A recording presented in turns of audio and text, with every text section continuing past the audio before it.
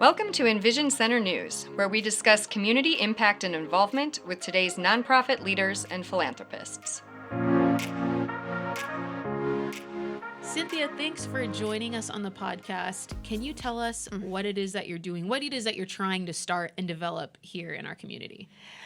I want to first thank you for having this. This is great. I'm really excited about it. And just knowing that we have a chance to get the word out of what we're trying to do.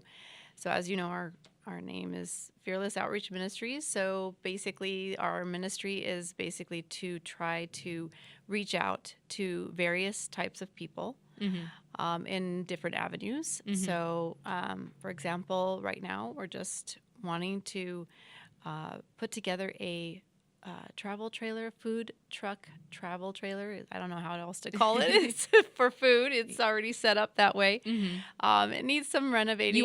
You purchased one that was like an old one. It or actually, something like that. it actually was donated. Okay. So we got that donated to us I think right during COVID. Okay. And we obviously couldn't do anything with it at the time. So we've just hung on to it and just waited for the right opportunity to start renovating. So we actually, in the process of that, when COVID situation started dying down, we were able to purchase a home last October. And that was a big hurdle that we had to get past. So we knew, okay, we can't do the food truck yet or the food trailer thing yet. You're saying you as in your family. Yep. Yeah. Yeah. So our ministry is run by my husband and I and my daughter. She is almost 18. Okay. And then I have a few friends of ours that just are also on our board that help us manage our ministry. Okay. And so currently we're just trying to basically reach out to as many people as we can, showing them basically the love of God and just showing that they are cared about, that they're not unimportant at all, that they are valued. People, unfortunately, lately, we know that things have gone pretty hectic in a very short time, and so we're just trying to do as much as we can. So as I mentioned to you before, we purchased that property in October. It's about 5 acres. And we had just promised to the Lord that we were going to dedicate that particular property to as much as we could, as far as what we could do, as far as doing the food truck trailer thing, doing the firewood rescue. Now, I mentioned that to you before as well, that we're just trying to help out and assist with the North Idaho Firewood Rescue. And what we're doing with that is basically utilizing our property to stack wood for them to be able to use for their purposes, for any outreach that they need to conduct. This is for people that don't have the money or the resources or the ability to get firewood. So there's a group that gathers that wood, but they need places to store it. Right. And so your property is going to be used to help store that wood so that when they get a call, this family needs it, they can just ship it. Somebody will come with a truck or whoever will come get it and drop it off. Yeah. Yeah. So we're just trying to be an extra resource to them. So right now we're just advertising for we have a fundraiser going on right now online through GoFundMe. We might be switching avenues for that. We're not sure yet because we understand that GoFundMe is not, they're charging quite a bit of fees. Oh, okay. So we're thinking about trying to go a different route. But we do have a gentleman that has 20 acres, and he would like to thin out his trees. Wow. So we're waiting for the funds to come in order for us to cover the semi. So we have a gentleman that is willing to go out and pick the trees up for us and deliver them to our property. So we're waiting on just getting the funds enough to compensate him for that. Yeah. And So yeah, we have a lot going on. Yeah. Okay. But you're still very much in the building phase, right? You're still, Yes. are you still developing your board and you're getting Yes. your 501c3 status, or can you tell me a little bit Yes. about that? Yes, definitely. We are developing our board still. We're still trying to have more individuals that are like-minded, dedicated to serving others in the community, that would like to be on our team. We love working as a team. We have yet to find enough, volunteers, which is, Always a not challenge. always Yeah. not always easy, but we would love it if we could find volunteers that would love to do what they love to do. So if it's, working with firewood, and helping us stack or helping us split or whatever they would like to do in that respect, or if it's someone that would like to help us with our food trailer truck thing. Now that is specifically geared towards reaching out to the homeless. And yeah, I wanted to ask you to expand it because we just said trailer, food truck. What do you mean food truck? Like you're going to start selling burgers, or what is it? So you're going to be serving the homeless, basically, is the idea. Yeah. So we would like to connect with other organizations and ministries in the area. So if they, say they call us up and say, hey, we would love for you guys to come out and do a meal for our event or for a homeless situation or something like that, call us, and we would love for us, by the time we're done renovating that trailer, because that's what we're working towards, is trying to fix it, trying to get the cosmetic work done on it, make it more functional and legal. Yeah. That helps, right? And so once we get that going, we will definitely would like to volunteer our services to anyone that would like to call us and say, hey, can you serve meals for us that day?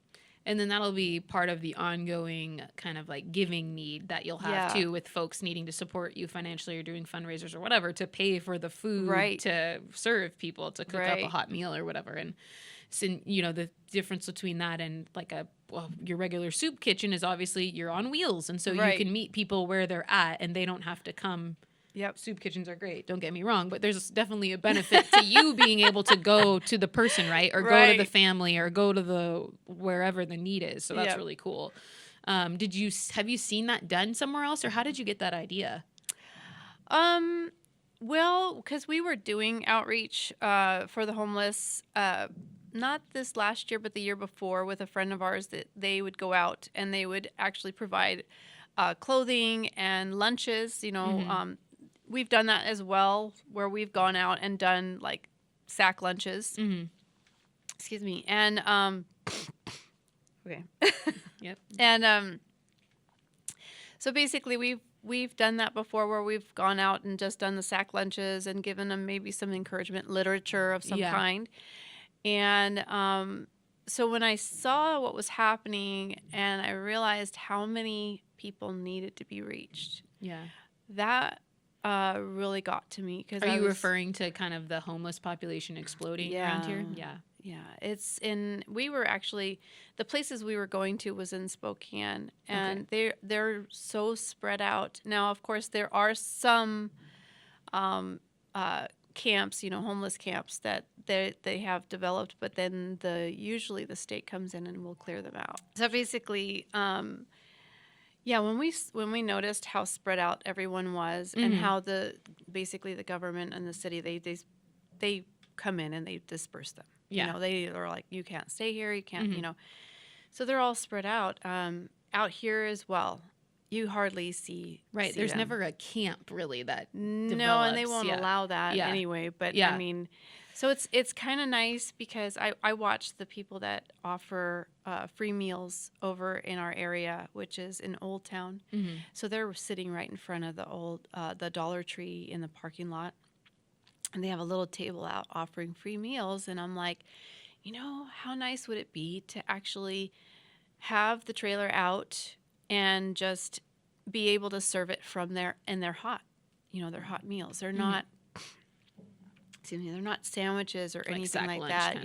It's just, and then you can actually sit with them at the table and talk to them and find out what's going on in their life. I mean, if you've ever seen YouTube videos of people sharing their testimony of why, and right now the economy is just so hard on everyone that you have people that are homeless not for their own, doing, but because their circumstances have changed and they drastically can't, they financially cannot afford to live.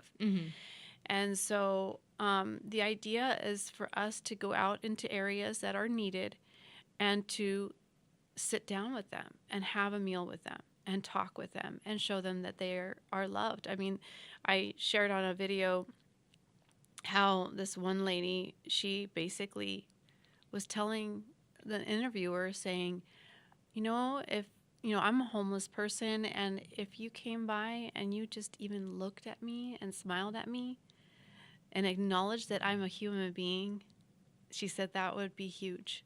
And if you just said hello, that would be huge. Which a lot of people probably don't even understand. They think, I don't want to stare. I don't want to see, I think you're right. Yeah, it's almost, right. So I could see that's a great thing to hear from somebody, because I know there's folks who are like, oh, well, I'm just trying not to bother them. I'm trying to mind my own business, so to speak. But sometimes people want you to acknowledge their business a little bit.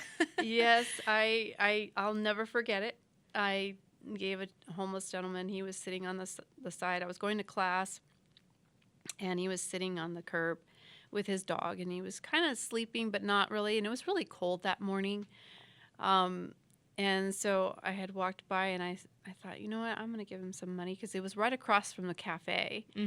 And so I was like, okay, I'll give him some money real quick. And I turned around and I handed him $5, and he the look on his face was just pure appreciation and just sadness in his eyes. I was just taken back. I was like, you thought he would just be like, oh, thanks, and then, but no, it was more like a rescue kind of look, like, and then he said, thank you so much. And I was like, oh my goodness, that just broke my heart, because I wish I could do more. And I know that there are a lot of, I really appreciate all the organizations out here. There are so many organizations that I can mention that have really reached out and stepped up to really helping people in need out here. And I've referred people that have come to us and talked to us and asked us for help. And we're like, okay, let's get you hooked up with this company or this organization. And it's been awesome. But just seeing the kindness that a lot of people out here have, it's inspiring, and you want to do more. And so that's what our ministry is about, Fearless Outreach Ministries, where we want to encompass and try to do as much as we can in our community in any way that we can. Of course, I would love to do everything. But I can't. So why did you choose the name Fearless? Because that's kind of a word that sort of grabs your attention, and I'm sure it was very intentional. Why use the word fearless? Because I was tired of being afraid. You personally, afraid of making the leap, of going forward, of starting an organization? Yes. Yeah. I chose that name because I realized I didn't want to be afraid. And if I put the name in there, then that means I can't be. I can't be. I have to step outside the box, out of my comfort zone, in order to reach people. And God has just basically continued to open doors over and over and over again. And I'll never forget the day he actually hit us with this. Like, okay, I'm going to have you guys doing these things, but you're not going to do it within an organization where you're under somebody. You're going to do it outside, and you're going to be independent. And I was like terrified. So were you the first person to feel that calling from the Holy Spirit or whatever it may be, or was it your husband first, or then you had to say, I know this is what we're supposed to do? How did that unfold? Basically I was heavily convicted because I was at home. I was a stay-at-home mom, and my husband was working. And it was just a very heavy conviction that we needed to start a children's program. And I was like, okay, well, how are we going to do that? And then all of a sudden we were just being hit with, you need to get a bus. And we're like, a bus? And so we kept telling the Lord, okay, tell us where this bus is, because we can't afford a $3,000, $4,000 bus. Yeah. And I'll never forget, I specifically said, I told the Lord, if it's your will, if this is really actually coming from you, number one, you're going to give us the bus. I'm not going to have to pay for it. I know you're going to gift it to us because it's your will. Number two, it will be embedded in us and it won't leave us. That desire to do what he's asking us to do will not leave, and we'll be still enthusiastic no matter how long it takes. And a year later, he gifted us the bus. And we were panicking, like, oh no, we actually have to do something now. Yeah. It's not just a dream, it's a reality. And so we told him again, okay, if this gift of the bus is really from you. Did you know what you were supposed to use it for, or did you just know we need a bus for something? We knew we were going to be doing, we didn't know like down to the nitty-gritty detail. We just knew that it had to be a children's program, some kind of arts and crafts children's program that would be held on the bus. Oh, okay. And it would be mobile. Okay. That's all we knew. And but yeah, the day that we were supposed to go pick it up, we had said, if it's going to work and it drives off the lot, because it's been sitting for 5 years. Yeah. If it works and runs with no problems and we can drive it off the lot, then we'll know it's your will. And sure enough, it started right up. Yeah. Yeah. And we're like, no way. So we were pretty excited, but really nervous, because this is the first time we had ever been told that you need to do something independently. And so, yeah, we've been doing all kinds of things ever since. We've done a children's arts and crafts Bible class over in Old Town. And then we converted, we changed from that to over into a homeschool co-op. Okay. And we ran that for 1 year. That still runs out of the bus?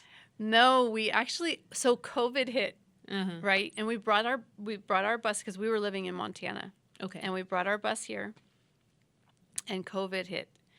And so we realized we couldn't do the bus thing. We were like, okay, this is obviously a closed door. What do we do now? And so I was pretty determined. I'm like, okay, I'm not going to give up on this. I'm not going to stop. I felt like that Satan was just doing everything he could to stop us. I'm going to stop you from, doing anything.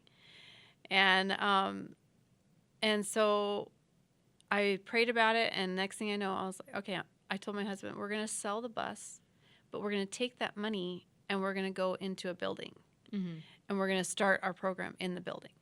And so we did, and it took off from there. That's when you were doing more of a co-op thing and not the craft. We did the arts and crafts thing first in a building, which we were using the Rotary Club in Old Town. We were renting that. We started it off that way, and then we realized we had a bunch of homeschoolers, and so I was homeschooling my daughter at the time. So I was like, this is perfect. I'll just transition over into a homeschool co-op. And so when we did that, we ended up with 22 to 26 kids. And then it was awesome. I mean, we just had so much fun. The parents had fun. I mean, we had a wonderful finale where we had the parents doing the games and the kids had to stand there and watch. And they were just, it was just a great, great time. We really had a lot of good memories from that. And then the following year, we were going to try to run it again, but things had changed where we were starting to kind of drift down towards Spirit Lake, and then we were told that the property we were staying on, which was 100 acres, the owners were having some difficulties, and so we were like, okay, I think it's time for us to get our own place. So we did. And so that's where we're at now, is we're in the middle of just basically getting established as a 501c3. Because before you were just a few people just kind of randomly putting on programs, and now you're like, well, let's make it official. Let's be an organization. Let's have a board, a constitution, whatever it is. I don't know what's required, but your bylaws, I don't know, all that good stuff. Yeah. Yep. That's exactly where we're at. We're just trying to actually become official and be able to give gift receipts for any donations that come in. Sure. That's a big joy for us to be able to give back to whoever decides to help us out, and but also to just get to a point where we have it more of a organized, I don't want to say business, because it is a business, but it's not, because it's meant to serve the community. It's not intended for any gain of our own. We just really would like to give back, and our biggest, like I mentioned earlier, our biggest goal is to try to basically reach as many young people as we can, especially those that are considering suicide. We would like to help as much as we can with prevention of suicide. And our business type thing would be linked to our property. So basically, we would have a building in town, and we're not sure yet where. We have not been in town. Which town? We're not sure. Any part of that. Okay. We're not sure where we're gonna land. You don't even have. So right now, you're just kind of seeing where the Lord takes you. Yes. You don't even have we'd love for it to be here or there. Right. Okay. Yeah. So we've had our eye on some places that we've talked to, but again, we're just kind of open to wherever a building is presented. Once that building is presented, which it actually does require, it needs to be near a school. So somewhere where the kids can actually come to the facility after school and be part of the program there. So that's what we're currently looking for right now, is just a building that's located close to the vicinity of a school, at least within a mile. Okay. And so that way we can actually basically narrow down all of what we're trying to do into this one building. And so right now, what I mean by connecting to our property is, which I shared, I think it was you, I shared with you before, that, we would like to, which actually we've already started clearing some of our property, removing the trees in that area and turning it into a camp. But it's a dry camp, but it's intended for doing programs there as well. Okay. So it would be, you'd have your building with indoor type activities and programs and things for the kids, but then we'd have that extension of the camp on our property where they would be doing other things outside. And we would love to connect with teachers. And what I mean by teachers is, I mean like self-taught, and also like forest rangers as well, to come out and teach things about the forest and things that they can learn. Our co-op, when we ran our homeschool co-op, we basically focused around life skills. Okay, and so the situation we were in with COVID and wanting the kids to learn how to be self-sufficient was our gear. How we were geared towards that, was basically learning how to make bread, learning how to start their own fire, learning how to survive in the wilderness if they ever got lost, learning about wild edibles. Let's see. Oh, yeah, and gardening. That was another one that we were focused on, is just trying to teach them life skills for survival. And so our business type is where we would like to actually have teachers that teach these types of life skills come in and share with these kids. And so that's our goal, is to get to that point where we can work together as a community and just bring these kids to a point where they see that we're willing to invest in them. Yeah. And willing to spend time with them. So you're doing a lot of cool things. And we talked about this before we started recording. but it's kind of a lot. You've mentioned the youth and suicide prevention. Right. What is it like if someone's like, wait, what is your focus? Is it suicide prevention? Is it the youths? Is it the homeless? Like, I know. Is it just wherever there's a human in need, so you never know where it'll go? What's kind of your pitch, your sort of elevator pitch or explanation for at the core, this is what the problem we're trying to address, and then these programs are how we are addressing that problem? Yeah, so basically when we are able to reach out to multiple needs, when we're able to reach to people with multiple needs. So let's say, for example, let's just give one example. If it's a family that's in desperate need financially, let's say that they're struggling and they need, let's say that they need food delivered to their home or anything like that. You're meeting a need there and helping that family there at that point. Now, if they're struggling financially, most likely there are some other struggles happening in the home emotionally.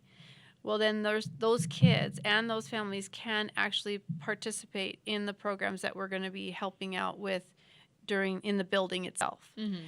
So if you're out reaching out to a family in need for, like I said, food or anything like that, or homelessness or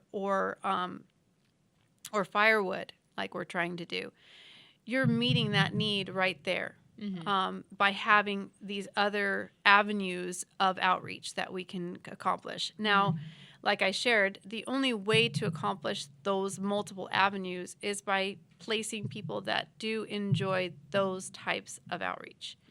So if you have cooks that people like to cook and that want to sit down and have a meal with a homeless person, or if you got people that like to do the firewood and want to help out with that.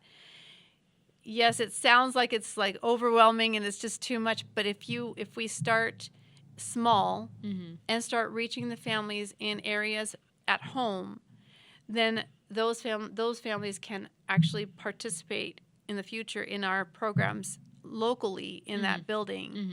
And you're meeting the needs in multiple areas for that particular family. So whatever that might be. And that's our focus, is to try to basically do as much as we possibly can in areas that we can. So each month, we would focus on a specific area for now, because the reason why is we're short, we don't have a lot of staff to help out with that. So we basically do what we can for each month. And so, like, for example, we'll basically go do a homeless outreach for that particular month. So we'll put together the sack lunches, because obviously we don't have our trailer ready yet. So we'll put together the sack lunches and we'll try to go out and hand out those sack lunches for that month. And then the next month we'll focus on maybe raising funds for the next whatever it is. Next round of, Right. And then the firewood rescue thing, that is to benefit, basically utilizing our property to benefit Eileen and her organization, and then whoever else that we might, stumble upon that really desperately needs that. But I would prefer them to go through her organization, because she's able to basically run them through the process of verifying if they do qualify. And make sure that they are qualified for that. And then also the records are there too, to make sure that nobody's doubling up on their needs. And so that way it gets spread out to more people. But yeah, I mean, we have multiple things that we're doing, but they all basically come down to helping families. Okay. That's really the biggest thing, is how can we help families? How can we be able to show them that they are valued and cared about, and that they're not forgotten. And I know that there are so many organizations out here that are already doing that, which is just actually so fabulous. I'm so excited about it. Yeah. Just seeing what's happening here.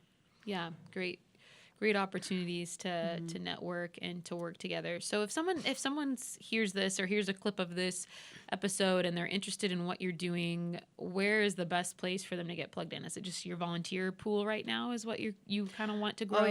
Oh yeah. And if they even have skills in organization or creativity, like right now we're trying to get a fundraiser going to do a special fall event. We would love to get connected with people that are really decorators of some kind, but they can make their own decorations. I mean, we like to, which again goes back to our whole building of where we're going to be teaching these kids how to do all kinds of things.